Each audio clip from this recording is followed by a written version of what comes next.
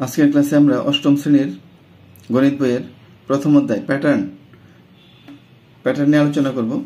বৈচিত্র্যময় প্রকৃতির নানা রকম প্যাটার্নে ভরপুর। আমাদের যে প্রকৃতির নানা রকম প্যাটার্ন আছে প্রকৃতির এই বৈচিত্র্য আমরা গণনা ও সংখ্যার সাহায্যে উপলব্ধি করি।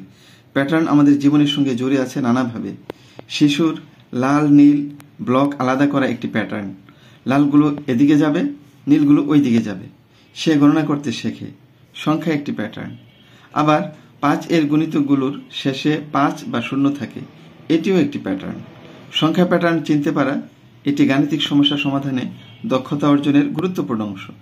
আবার আমাদের পোশাকে নানা রকম বাহিনী নকশা, বিভিন্ন স্থাপনার গায়ে কারুকার্যময় নকশা ইত্যাদিতে জ্যামিতিক প্যাটার্ন দেখতে পাই। এছাড়াও আমরা ফুলের পাপড়িতে, আমরা যে ফুল বাগানে বিভিন্ন ধরনের ফুল আছে, ফুলের পাপড়ির মধ্যে নানান ধরনের প্যাটার্ন দেখতে পাই।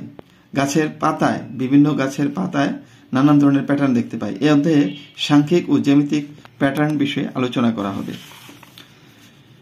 নিচের চিত্র 1 এবং চিত্র 2 দুই জায়গায় দুইটি, এটা হলো একটা জ্যামিতিক প্যাটার্ন আর এটা হলো একটা সাংখ্যিক প্যাটার্ন।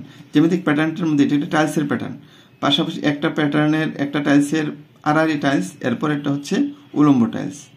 এখানে প্রতিটি আড়াআড়ি টাইলসের পরে টাইলসই হচ্ছে লম্বালম্বি ভাবে আছে। যেমন এটা লম্বালম্বি, এটা আড়াআড়ি পরে এটা আবার লম্বালম্বি, এখানে একটা আড়াআড়ি, এরপর একটা লম্বালম্বি, এইভাবে টাইলসগুলো সাজানো আছে। আর দ্বিতীয় টাইলসের মধ্যে সাজানোর এই নিয়মটি একটি প্যাটার্ন সৃষ্টি করেছে। আর দ্বিতীয় চিত্রের মধ্যে কতগুলি সংখ্যা ব্লক আছে, ব্লকের ভিতরে সংখ্যাগুলি এমনভাবে সাজানো হয়েছে যে প্রতিটি সারির শুরুতে 1 এবং শেষে 1। এটা যেহেতু শুধু একটাই আছে, তার মধ্যে শুধু 1, এরপরে প্রতিটির মধ্যে শুরুতে 1 শেষে 1, শুরুতে 1 শেষে 1, শুরুতে 1 শেষে 1, শুরুতে 1 শেষে 1। আর মাঝখানের যেই প্রতি সারির মাঝখানের যেই ব্লক, তার মধ্যে এর উপরের বরাবর উপরে যে দুইটা ব্লক, সেই দুইটা ব্লকের সংখ্যার যোগফলটা নিচে বসে। 1 + 1 = 2। যেমন এখানে 3 আছে, এই ব্লকটার মধ্যে কত বসবে? এর উপরে যে দুইটা ব্লক আছে এই দুইটার যোগফল 2 + 1 3। এটার উপরে এইটার মধ্যে বসবে উপরের দুইটা ব্লক 2 + 1 3। এটার মধ্যে কত বসবে? উপরের দুইটা ব্লক 3 + 1, তার যোগফল হচ্ছে 4। এই ব্লকের মধ্যে বসবে 3 + 3 = 6, এই ব্লকে বসবে 3 + 1 = 4। সুতরাং এটি একটি সাংখ্যিক প্যাটার্ন বা গাণিতিক প্যাটার্ন নির্দেশ করেছে। এটি একটি ত্রিভুজ গঠন করেছে। যোগের নিয়ম একটি প্যাটার্ন সৃষ্টি করেছে, এটি একটি প্যাটার্ন। আবার 1 4 7 10 13 সংখ্যাগুলোতে একটি প্যাটার্ন বিদ্যমান। সংখ্যাগুলো ভালোভাবে লক্ষ্য করলে দেখা যায় একটি নিয়ম খুঁজে পাওয়া যাবে। যেমন এটা থেকে এটা 4 থেকে 1 বিয়োগ করলে 3, 7 থেকে 4 বিয়োগ করলে 3, 10 থেকে 7 বিয়োগ করলে 3, 13 থেকে 10 বিয়োগ করলে 3। সুতরাং নিয়মটি হলো 1 থেকে শুরু করে প্রতিবার 3 যোগ করলে পরের সংখ্যাগুলি পাওয়া যায়। এটি একটি সাংখ্যিক প্যাটার্ন। অন্য একটি উদাহরণ হলো 2 4 8 16 32, অর্থাৎ প্রত্যেকবার দ্বিগুণ হচ্ছে, প্রতিটি সংখ্যার দ্বিগুণ হচ্ছে তার পরবর্তী সংখ্যা। স্বাভাবিক সংখ্যার প্যাটার্নের মধ্যে মৌলিক সংখ্যা নির্ণয় একটা নিয়ম। এই মৌলিক সংখ্যা নিয়মের এই নিয়মটিকে ইরাটোস্থিনিস ছাঁকনির সাহায্যে আমরা মৌলিক সংখ্যাগুলি বের করতে পারি 1 থেকে 100 মধ্যে। এই নিয়মটা হলো 1 থেকে 100 পর্যন্ত আমরা প্রতিটি ঘরে ডান দিক থেকে বাম দিকে 10 পর্যন্ত লিখব, 10টা করে সংখ্যা নিব, এরকম 10টা সারি নিব, 10টা সারিতে 100টি সংখ্যা হয়। প্রথমে আমরা মৌলিক সংখ্যা 2 চিহ্নিত করব, এই যে মৌলিক সংখ্যা 2 চিহ্নিত করব এবং এর গুণিতকগুলি কেটে নেব। এরপর ক্রমান্বয়ে 3 এর গুণিতক, 5 এর গুণিতক এবং 7 এর গুণিতকগুলি আমরা কেটে নেব। এই গণিতগুলি কাটার পর বাকি যেগুলি থাকবে এগুলি হচ্ছে মৌলিক সংখ্যা। আমরা এখানে লিখলাম 1 থেকে 100 পর্যন্ত। এখানে কিছু সংখ্যা আগে 1 2 3 4 5 6 7 8 9 10 11 12 13 14 15 16 17 18 19 20 21 22 23 24 25 26 27 28 29 30 31 32 33 34 35 36 37 38 39 40 41 42 43 44 45 46 47 48 49 50 51 52 53 54 55 56 57 58 59 60 61 62 63 64 65 66 67 68 69 70 71 72 73 74 75 76 77 78 79 80 81 82 83 84 85 86 87 88 89 90 91 92 93 94 95 96 97 98 99 100। এখন আমরা প্রথমে 1 তো হলো মৌলিক ও যৌগিক নয়, 1 বাদ যাবে। তারপরে প্রথমে 2 চিহ্নিত করব, 2 কাটবো না, শুধু 2 এর গুণিতকগুলি কাটবো। 2 এর গুণিতক হলো সবগুলো জোড় সংখ্যা, অর্থাৎ 4 অর্থাৎ সবগুলি জোড় সংখ্যা, যাদের একক স্থানে 2, 4, 6, 8 আছে এগুলি, তাহলে এই সবগুলি হচ্ছে জোড়, এই সবগুলি কাটা যাবে, জোড় কাটা। তারপরে এগুলিও জোড়, 4, তারপরে হচ্ছে 14, 24, 34 সবগুলি জোড় কাটা যাবে। তারপরে হচ্ছে 6, এগুলিও জোড়, 6, 16, 26, 36, 46, 56, 66, 76, 86, 96।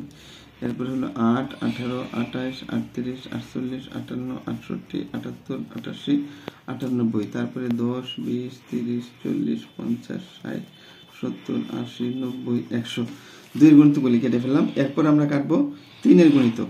তো 3 এর গুণিতক হলো 3, তারপরে হচ্ছে 6, তারপরে কাটা যাবে 9, 10, 11, 12, 13, 14, 15, 16, 17, 18, 19, 20, 21, 22, 23, 24, 25, 26, 27, 30, তারপরে 33, 36, 39, 42, 45, 48, 51, 52, 53, 54, 58, 60, 63, 66, 69, তারপরে 72, 75, 78, 81, 84, 87, 90, 93, তারপরে 96 এবং 99। 3 এর গুণিতক কাটা গেল, শুধু 3 বাকি রইল, তার সবগুলি গুণিতক। এরপরে 5 এর গুণিতক।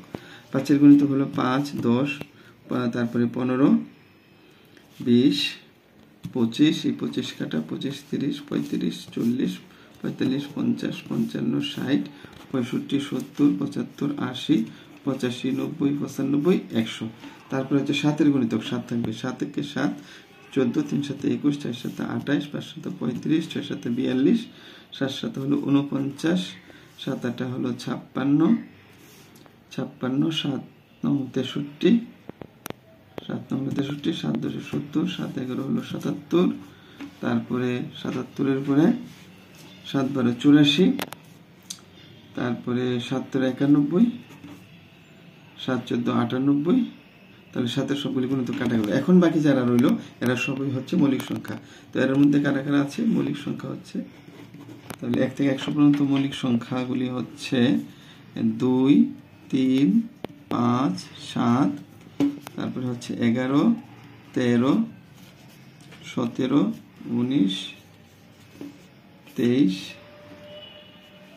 23 এর পরে আছে 29, 31, তারপরে হচ্ছে 37, 37 এর পরে 41, 43, 47, 53, 53 এর পরে আছে 59, 59 এর পরে 61, 61 এর পর 67, 71, 73, 79, 83, 89, 83, 23, 3 89, 3 27, 81, 3 28 হলো 88, 3 29, না 89, 89, তারপরে হচ্ছে 97, এই সবগুলি হচ্ছে 100 থেকে 100 মধ্যে মৌলিক সংখ্যা। এই যে পদ্ধতিতে আমরা এটা নির্ণয় করলাম, এই পদ্ধতির নাম হলো ইরাটোস্থিনিস ছাঁকনি। ইরাটোস্থিনিস ছাঁকনির সাহায্যে আমরা এটা নির্ণয় করলাম। এখন আমরা একটা উদাহরণ দেখে শেষ করব।